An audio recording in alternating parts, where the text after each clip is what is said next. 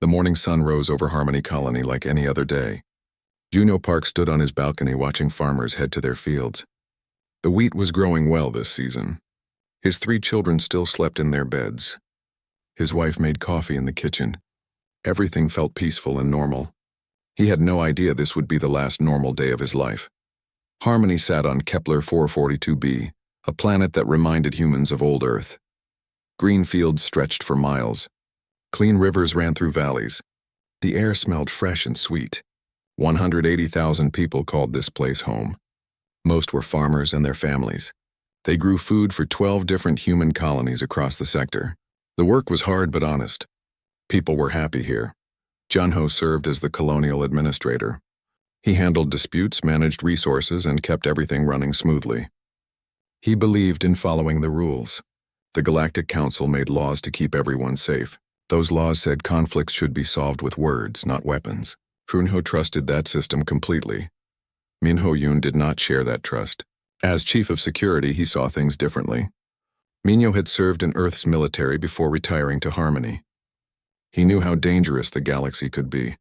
Other species did not think like humans. Some did not value peace the way humans did. But when he raised concerns, Junho always smiled and said the council would protect them. The trouble started 3 weeks ago. The Vraxian Dominion sent a message to Harmony. They claimed the planet belonged to them based on some ancient territorial law. Junho read their message carefully. It made no sense. Humans had lived here for 30 years. The council approved the colony decades ago. He filed a formal complaint with the Galactic Council and waited for them to fix the problem. The Vraxians were a warrior race. They had just joined the council 5 years ago. Many species worried about them. The Vraxians believed strength mattered more than law. They respected force, not words. But the council insisted they would behave now. The council said everyone would follow the rules. Minho increased patrols anyway. His security teams watched the sky more carefully. They ran emergency drills. Some colonists complained about the extra precautions. Junho told Minho to relax. The council was handling it. Everything would be fine. Then the Vraxian fleet appeared. Minho's sensors detected them first. 15 warships dropped out of faster-than-light travel right above the planet. His hand shook as he sounded the alarm. This was not a diplomatic visit.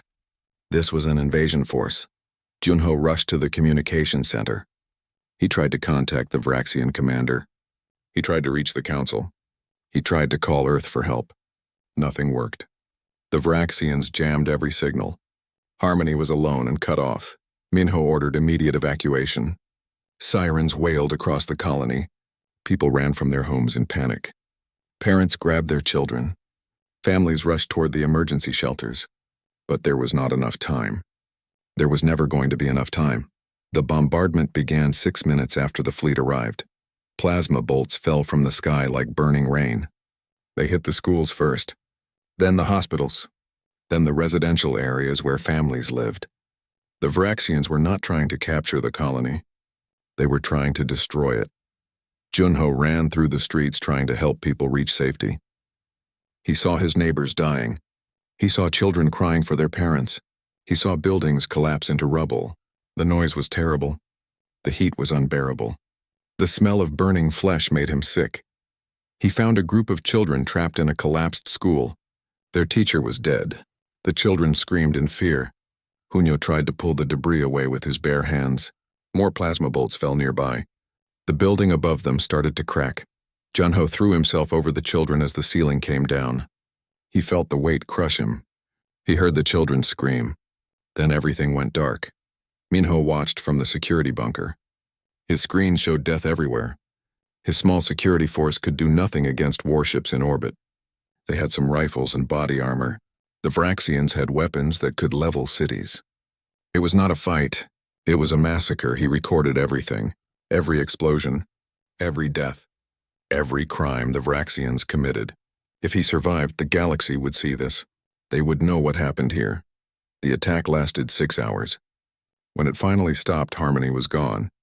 The beautiful farms were burned wastelands. The clean rivers ran red with blood. The peaceful towns were smoking ruins. 174,000 people were dead. Only 6,000 survived. The Vraxian ships landed. Soldiers came down and rounded up the survivors. Minho was among them. His bunker could not protect him forever. They took everyone as prisoners.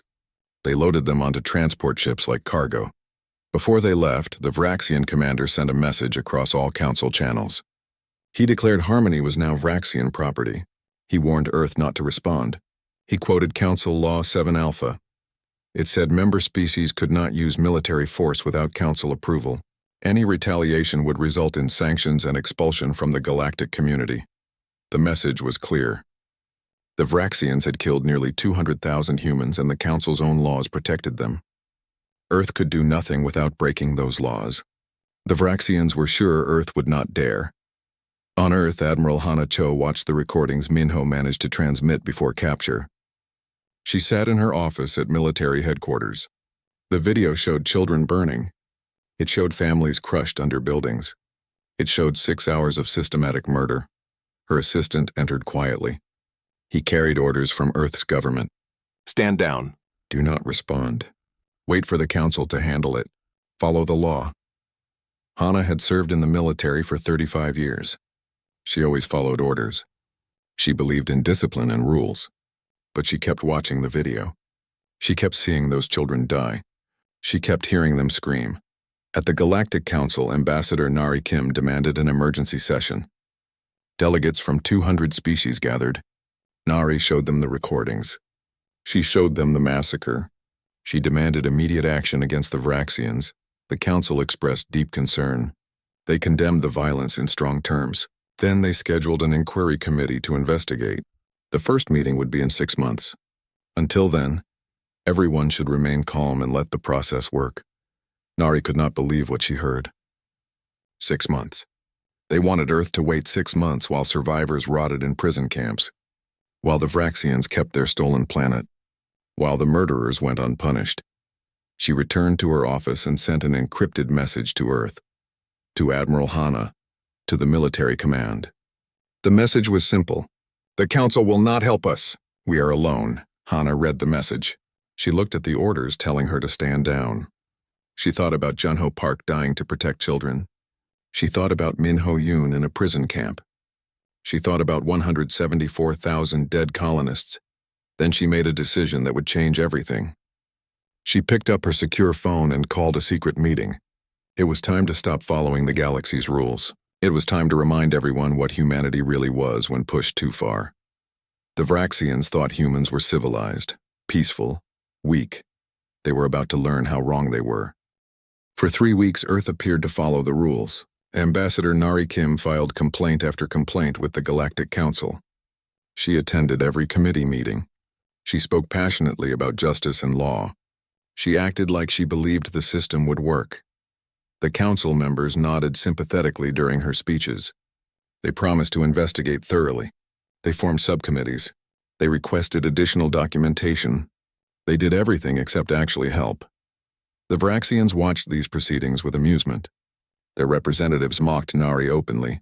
They released propaganda videos showing human prisoners doing forced labor. They described Harmony's destruction as a legitimate territorial reclamation. They dared Earth to do something about it. Most species praised Earth's restraint. Several ambassadors approached Nari privately. They said humans were setting a good example, showing that civilization meant accepting injustice peacefully, proving that following rules mattered more than defending your own people. Nari smiled politely at these compliments. Inside, she felt sick, but she kept playing her role. The galaxy needed to believe Earth was being civilized and patient, because while Nari performed for the Council, Earth's military was preparing for war. Admiral Hana Cho convened the meeting in a secure bunker deep under military headquarters. No electronic devices were allowed inside. No records would be kept. The people in that room would decide humanity's future. Ariam Han, the Secretary of Defense, spoke first. She laid out the situation clearly. The Vraxians were testing humanity. If Earth did nothing, they would attack more colonies. Eventually, humans would be pushed back to their home system. Extinction would come slowly but certainly, but if Earth fought back, the consequences would be severe. The Council would impose economic sanctions. Trade agreements would collapse. Earth would be isolated. The human economy might not survive. Salman Lee, Director of Military Intelligence, presented her findings. She had been studying the Vraxians for months. Her spy networks had infiltrated their government and military. She knew their plans. She knew their weaknesses. She knew they were preparing to attack more human colonies within 6 months. The intelligence was detailed and frightening. The Vraxians saw humanity as weak prey. They planned to conquer 5 more colonies before the Council even finished its first investigation. They believed humans would never break the rules to defend themselves. Taeyang Choi, Chief of Special Operations, stood up next. He was a quiet man who rarely spoke, but when he did, people listened. His forces had fought in conflicts across the galaxy. They knew how to win wars that nobody else knew were happening. Taeyang explained how his teams could insert into Vraxian territory undetected. They could gather final intelligence. They could rescue prisoners when the time came. They could sabotage military installations, but they needed authorization to begin. They needed permission to break the Council's laws. Everyone looked at Admiral Hana. She had called this meeting. The decision would ultimately be hers to recommend. She stood slowly and walked to the center of the room. Hana spoke quietly, but her words carried weight. She had watched the Harmony recordings dozens of times. She had memorized the names of every person who died. She had spent 35 years serving Earth according to the rules. Those rules had failed. She asked a simple question. If following the rules meant watching your people die, what good were the rules? If being civilized meant accepting extinction, then what was the point of civilization? The galaxy wanted humans to be peaceful, patient, civilized. They wanted Earth to wait for justice that would never come. They wanted humanity to die politely. Hana looked at each person in the room. Then she said the words that would echo through history. We stop playing by their rules. We stop being civilized. We remind the galaxy what humanity is when we stop pretending. The room fell silent. Everyone understood what she meant. They would be starting a war, breaking every treaty Earth had signed, abandoning the protection of galactic law, becoming exactly what the civilized species feared most. Arium called for a vote. It had to be unanimous. Every person in that room had to agree. There could be no doubt, no hesitation. This decision would define humanity for generations. One by one, they voted yes.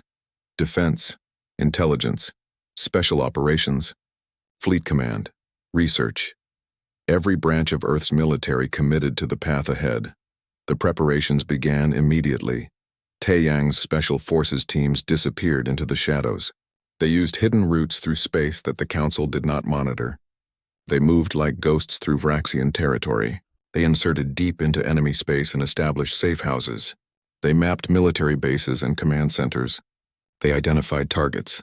Some expanded her intelligence networks. Human agents had been embedded in Vraxian society for years. Now they activated. They gathered information on fleet movements, weapons stockpiles, and defensive capabilities. They found every secret the Dominion tried to hide. They sent it all back to Earth. Meanwhile, scientists received unusual orders. Go into the archives. Find the old weapons, the ones humanity built during Earth's darkest wars, the technologies banned by the Galactic Council, the devices too cruel for civilized warfare. Jiho Kang led the weapons development team. He was a brilliant scientist who had spent his career creating defensive technologies.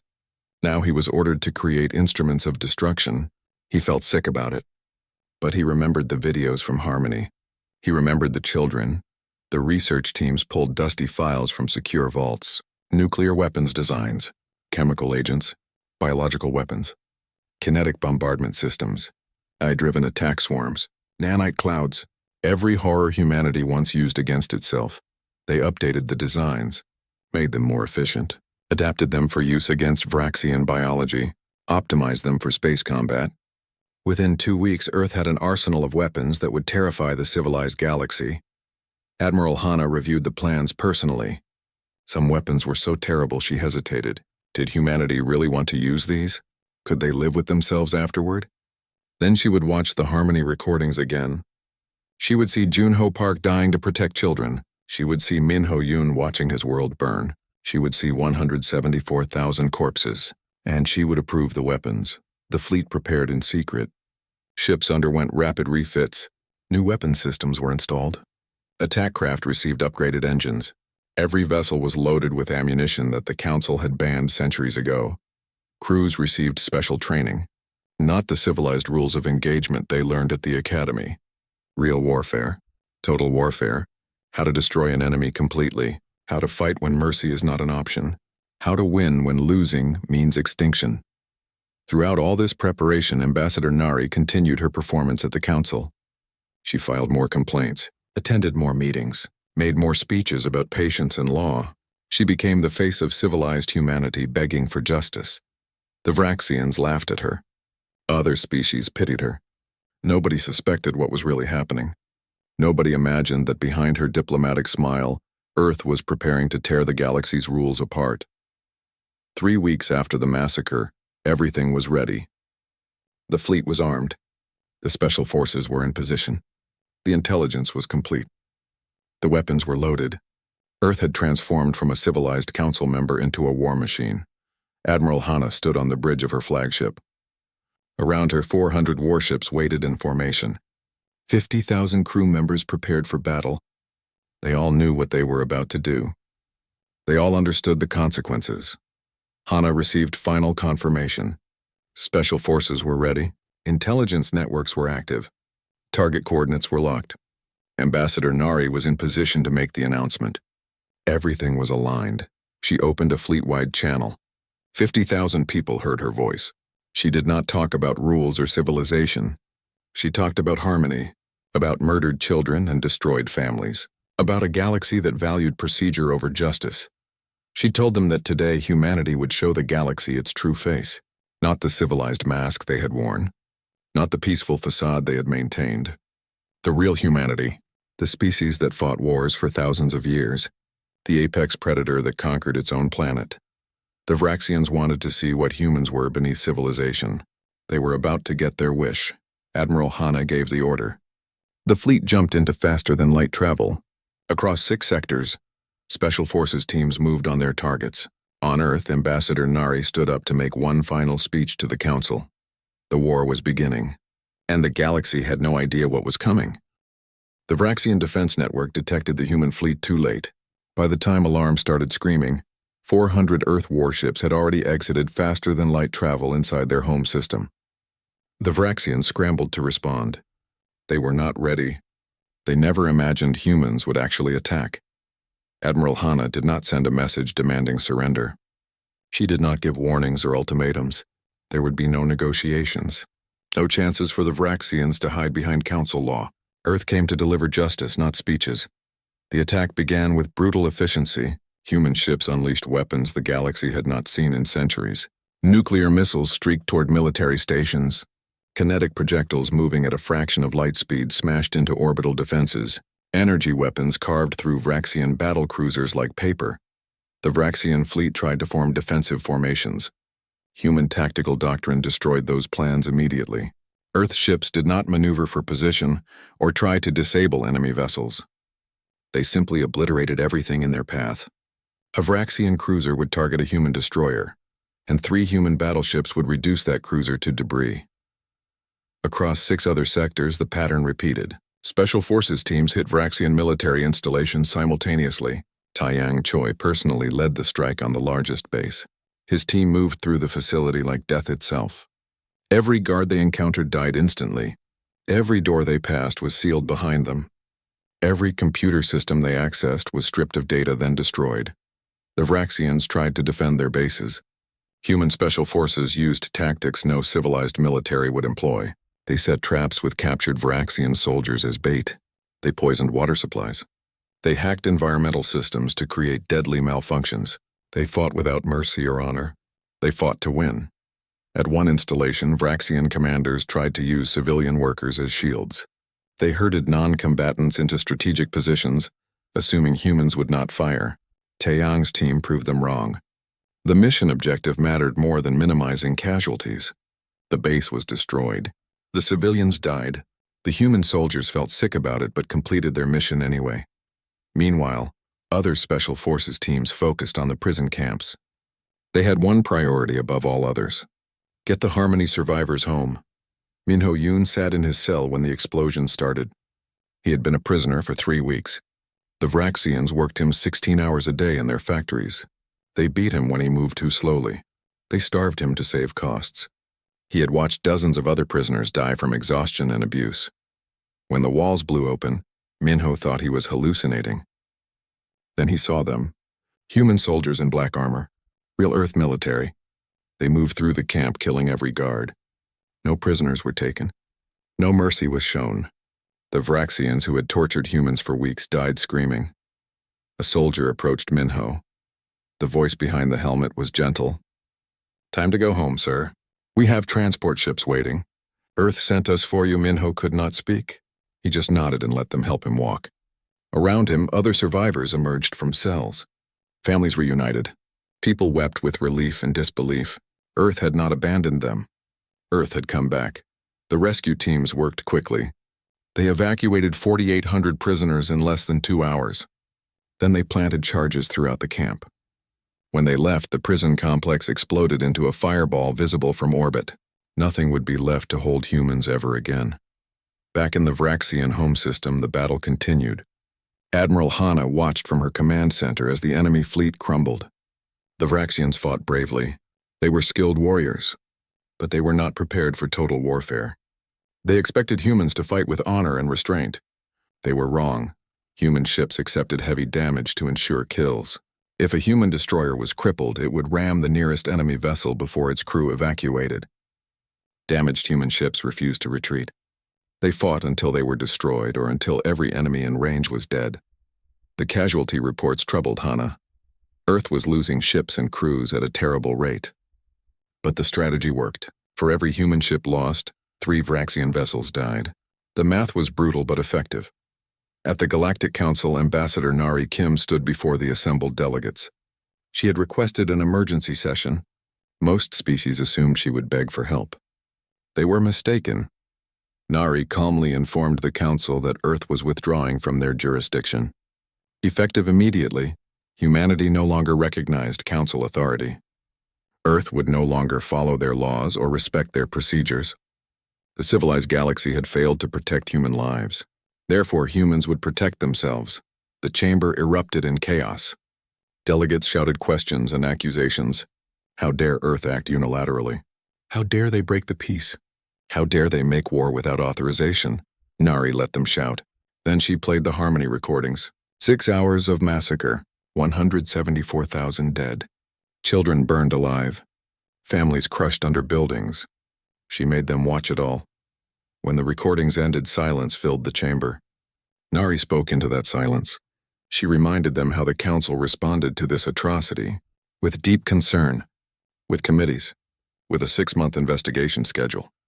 She told them Earth had withdrawn from civilization because civilization was a lie. It protected the powerful and abandoned the weak. It valued procedure over justice. It let monsters murder innocents as long as the proper forms were filed. The Council threatened sanctions. Trade embargoes, military intervention. Nari listened to their threats. Then she transmitted a single message that would spread across every channel in the galaxy. You had 6 months to schedule a committee meeting. We had 3 weeks to plan a war. We are no longer interested in your civilization. She left the council chamber. Behind her, delegates argued and panicked. But their words did not matter anymore. Earth had made its choice. The mask of civilization was gone. News of the attack spread through the galaxy at light speed. Every species with communication networks heard about it within hours. Earth, the peaceful newcomer, had launched the most brutal military campaign in recent galactic history. Intelligence agencies across the galaxy worked desperately to understand what happened. How did humans hide their preparations so completely? How did they know where every Vraxian installation was located? How did they develop such devastating weapons so quickly? The answers were terrifying. Earth had been watching for years. Their intelligence networks penetrated deep into most galactic governments. Their spies had been gathering information since humans first joined the Council. They pretended to be naive newcomers while actually learning everyone's secrets. And the weapons. Those horrible weapons that civilized species had banned. Humans never actually abandoned that technology. They kept the knowledge locked away. They always knew they might need it again. The galaxy realized something frightening. Humans were never really civilized. They just pretended to be. Underneath the diplomatic smiles and patient negotiations was something ancient and dangerous. A species that evolved fighting itself. A predator that conquered its own world before reaching for the stars. The Vraxians had awakened something that should have stayed sleeping. In the Vraxian capital, the High Command watched their military collapse. Within 12 hours, they had lost 60% of their fleet. 34 bases were destroyed. Their prison camps were empty smoking craters, and the human fleet was not slowing down. The Vraxian Supreme Commander tried to contact Earth. He wanted to negotiate. He wanted a ceasefire to discuss terms. His messages went unanswered. Admiral Hanna was not interested in talking. The Vraxians sent desperate pleas to the Council. Surely the civilized galaxy would not let this continue. Surely someone would stop the humans. The Council debated and formed emergency committees. But they took no action. Nobody wanted to fight Earth after seeing what humanity could do. Admiral Hanna stood on her bridge watching the battle unfold. Her crews were exhausted. Her ships were damaged. The cost in human lives made her sick. But they were winning. The Vraxian military was breaking. She thought about the choice she made 3 weeks ago. To stop being civilized, to unleash humanity's capacity for violence. She wondered if they could ever go back. If the galaxy would ever trust them again. If humans could trust themselves. But then she remembered why this started. 174,000 dead colonists. A galaxy that valued procedure over justice. A civilization that protected murderers. No, there was no going back. The mask was off. The galaxy had seen humanity's true face. They would never forget. And that was exactly the point. 6 weeks into the war, the Vraxian Dominion was dying. Their economy collapsed under Earth's systematic destruction of industrial centers.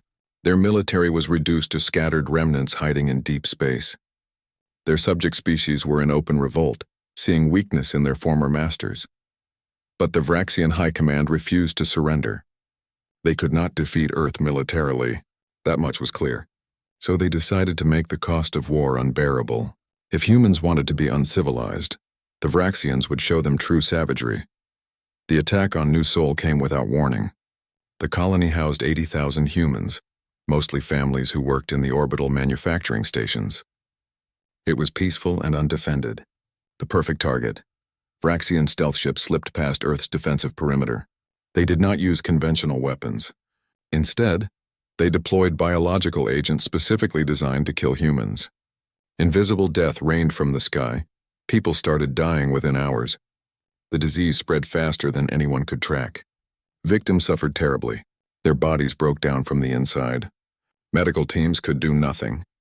Within 3 days, 30,000 colonists were dead. Earth's response teams arrived too late. They evacuated the survivors and quarantined the planet. But the damage was done. 30,000 more civilians dead. And this time, there was no question about the attack being legitimate warfare. This was biological terrorism. The Vraxians broadcast the attack across the galaxy. They wanted everyone to see the cost of fighting them. They wanted Earth to understand that continuing the war meant more colonies would die. They wanted to force the Council to intervene by making the human response seem disproportionate. It was the worst mistake they could have made. Admiral Hanna received the news while meeting with military leadership. She watched the footage of people dying from biological weapons. She read the intelligence reports showing the Vraxians had stockpiles of more such weapons ready to deploy. Ariam Han spoke carefully. The Vraxians had crossed a line that could not be uncrossed. They used weapons that killed indiscriminately. They targeted pure civilians with no military value. They essentially dared Earth to escalate further. Summon Lee presented intelligence showing Vraxian plans to hit more colonies. They intended to deploy biological weapons against 5 more human settlements unless Earth agreed to a ceasefire on Vraxian terms. Jiho Kang had response options ready. He looked sick as he presented them. Weapons that would make biological agents look gentle. Technologies that could devastate entire planets. Systems that would kill millions. The room fell silent. Everyone understood what was being discussed. The choice to completely abandon any pretense of civilized warfare. To use the darkest tools in humanity's arsenal. To become monsters. Ariam asked the question everyone was thinking. How far is Earth willing to go? Where is the line we will not cross? Admiral Hanna's response was cold and final. As far as necessary. They wanted to see what uncivilized looks like. We will show them. They will learn what happens when you push humans beyond tolerance. The orders went out within hours. Earth's full arsenal would be deployed. No more restraint. No more proportional response. The Vraxians would face total warfare. Kinetic bombardment began first. Human ships launched metal rods from orbit. No explosives needed, just physics. The rods struck Vraxian military-industrial centers at tremendous velocity. The impacts created explosions like nuclear weapons. Entire factory complexes vanished in seconds. The strikes were precise but devastating. Earth targeted facilities that built weapons and ships. But those facilities were often near cities. The shockwaves leveled buildings for miles around impact sites. Debris clouds darkened skies. Millions of Vraxian civilians died in the collateral damage. Human military doctrine did not target civilians directly, but it made no effort to minimize their deaths either. The mission was to eliminate Vraxian war-making capability. If civilians died in the process, that was unfortunate but acceptable. Next came the infrastructure attacks. Human forces systematically destroyed the Dominion's food production systems. Orbital farms were vaporized. Hydroponic facilities were bombed. Agricultural worlds were rendered unusable through targeted strikes that created long-term environmental damage. The Vraxians would not starve immediately. They had stockpiles, but within a year they would face famine. Earth was ensuring the Dominion could not recover even after the war ended. Communication networks fell next. AI-guided nanite swarms disabled every Vraxian satellite simultaneously. The machines were programmed to seek out and destroy electronic systems. Once released, they could not be recalled. They would keep working until nothing electronic remained functional in Vraxian space. The Vraxian people watched their civilization disintegrate. No communications, no food production, no industrial capacity. Their military could not protect them. Their government could not help them. They had nowhere to hide and nowhere to run. The galactic community watched in horror. Multiple species issued statements condemning Earth's actions. They called humans savages, barbarians, monsters. They said Earth had become what it claimed to oppose. Ambassador Nari responded to none of these criticisms. Earth was no longer interested in the galaxy's opinion.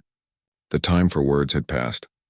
In private, many military analysts understood what Earth was doing. The strategy was brutal but effective. Humanity was not just winning a war. They were sending a message. This is what happens when you attack humans. This is what we are capable of when restraint is removed. Remember this. Some species quietly updated their defensive protocols. They ensured their governments understood one thing clearly. Do not provoke humanity under any circumstances. The Vraxian High Command finally understood their mistake. They sent desperate messages to Earth begging for negotiations. They offered complete surrender. They promised to pay any reparations. They would accept any terms.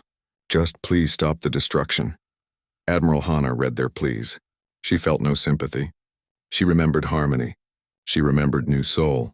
She remembered the Vraxian broadcasts mocking Earth's patience. They had wanted this war. Now they would experience it fully. But Hana also knew the war needed to end soon. Earth's economy was straining under the cost. Public support remained strong, but casualties were mounting. The longer the war continued, the harder reconstruction would be for everyone. She authorized one final operation. Not a military strike, something more permanent. Something that would define this war's conclusion. Taeyang Choi personally led the mission. His team infiltrated the Vraxian capital world using methods they would never discuss publicly. They moved through the most secure facility in the Dominion like it was unguarded. Min Ho-yoon was part of that team. He had recovered from his injuries and volunteered for Special Forces training. He wanted to be there when the war ended. He wanted to face the people who destroyed Harmony. The operation took 4 hours. When it ended, the entire Vraxian High Command was in human custody. Every member, every general, every admiral, everyone who ordered the Harmony massacre and the New Soul attack, all captured alive. The prisoners were transported to a human military court. The trials were broadcast across every channel in the galaxy. No species could avoid watching. Earth wanted everyone to see this.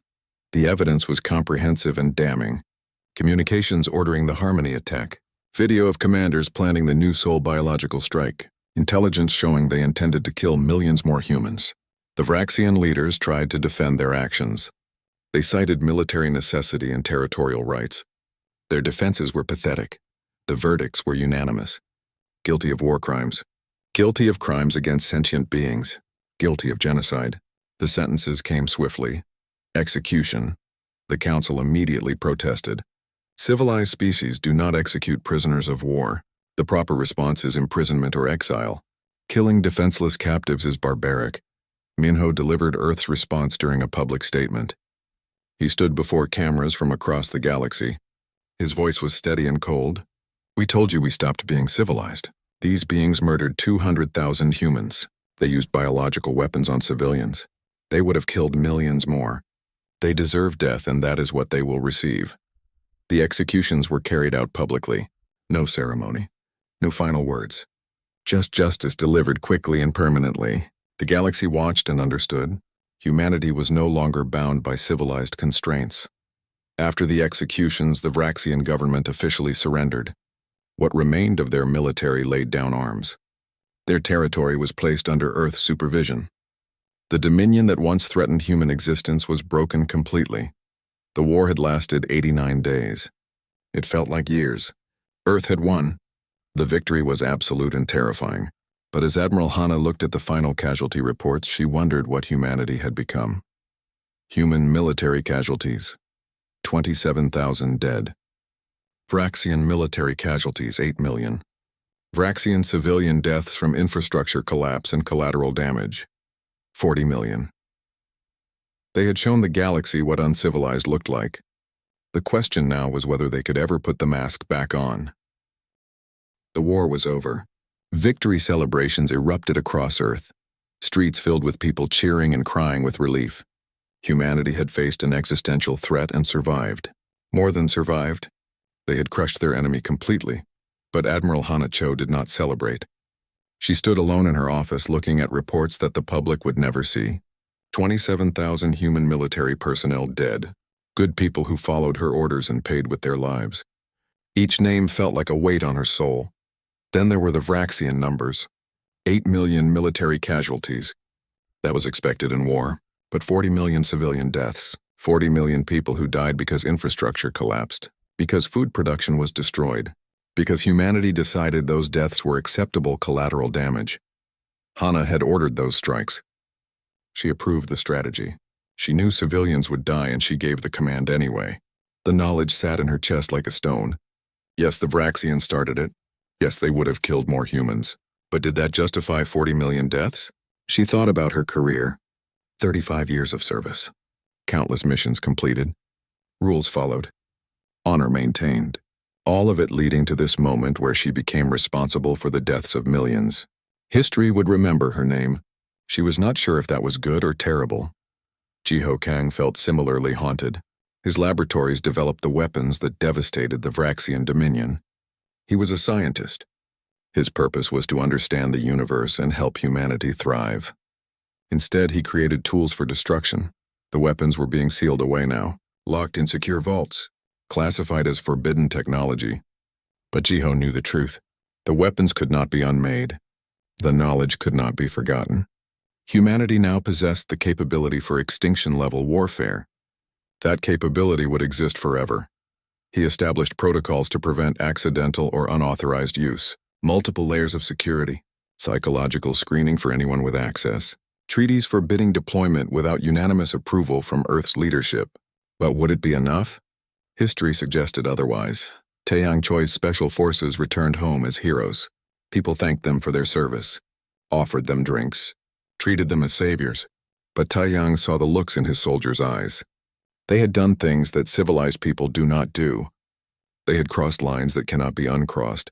Some adapted well. They viewed their actions as necessary and moved on. Others struggled. Nightmares, depression, guilt that therapy could not fix. They saved human lives by taking Vraxian lives, but the taking haunted them anyway. Taeyang organized support systems for his teams, professional counseling, peer groups, time off, but he knew some wounds would never heal. You cannot kill with such efficiency and remain unchanged. The war had transformed them all. Salmon Lee's intelligence networks continued operating at full capacity. She was paranoid now, convinced another threat would emerge. Her agents infiltrated governments across the galaxy. They gathered information constantly. They prepared for the next war. Some called it excessive. Some called it necessary. Earth had been caught unprepared once. The Harmony Massacre happened because humans trusted the galactic system. That mistake cost nearly 200,000 lives. It would not happen again. Never again. The Galactic Council faced its own crisis. Their entire system of law and order had been shattered. One species simply ignored their authority and won a war through brutal force. What did that mean for galactic civilization? Several council members proposed military action against Earth, a coalition to enforce civilized behavior. The proposal died quickly. Military analysts explained what fighting humanity would cost. Earth had demonstrated capabilities that terrified conventional military powers. More importantly, Earth's spy networks meant they knew everything. Every military secret, every defensive weakness, every political vulnerability. Fighting them meant facing an enemy that understood you completely, while you understood them not at all. A different faction emerged in the council, species that recognized the new reality. Earth was now a major power operating outside established authority. Better to work with them than against them. Better to be humanity's friend than their target. Ambassador Nari Kim received dozens of diplomatic approaches, trade proposals, defense agreements, technology exchanges. Species that once pitied Earth's weakness now courted Earth's strength. The change would have been amusing if it was not so depressing. Nari negotiated carefully. Earth needed allies and trade partners, but the agreements would be on human terms now. No more accepting unfavorable deals to prove humanity could be trusted. Trust was irrelevant. What mattered was mutual benefit backed by fear of consequences. On Earth itself, the population was divided.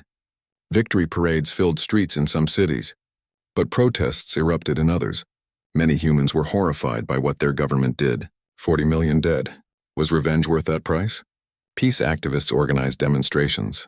They argued Earth had betrayed its principles, that humanity claimed moral superiority while committing atrocities, that the war made Earth no better than the Vraxians. The government did not suppress these protests. Freedom of speech remained protected. But Aryam Han decided to address the criticism directly. She gave a speech broadcast globally. Aryam did not apologize. She did not claim moral superiority. Instead, she presented the choice the galaxy gave humanity: submit to conquest while waiting for justice that would never come, or survive by any means necessary.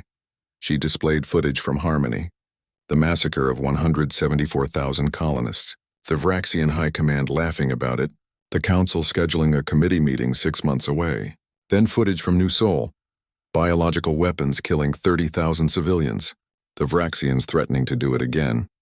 Aryam asked the protesters a simple question. Given those circumstances, what would you have done? Would you have waited for the Council?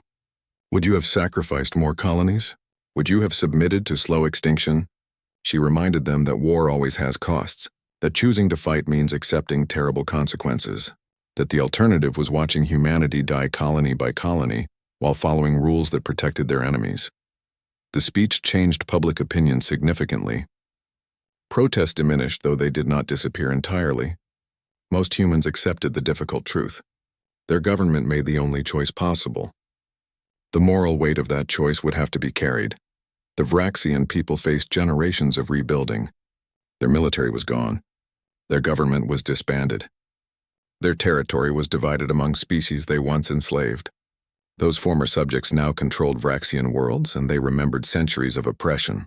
Earth supervised the transition. Some humans argued for mercy and reconstruction aid. Others insisted the Vraxians must suffer consequences. The compromise was minimal intervention: humanitarian aid to prevent mass starvation, medical supplies for the sick. Nothing more. The Vraxians would survive, but they would remember this war for generations. Their children would grow up hearing about the humans who destroyed their civilization, about the price of underestimating Earth, about what happens when you push humanity too far. Min Ho-yoon chose not to return to military service. Instead, he accepted a different role: guardian of the Harmony Memorial. The ruins of the colony were preserved exactly as the Vraxians left them. 174,000 names carved into black stone monuments. Visitors came from across the galaxy. Some were humans remembering lost loved ones. Others were aliens trying to understand what triggered Earth's transformation. Minyo greeted them all. He told them the story. He made sure nobody forgot what happened here, because forgetting was dangerous. If the galaxy forgot harmony, they might provoke humanity again. If humans forgot harmony, they might lose sight of why restraint matters.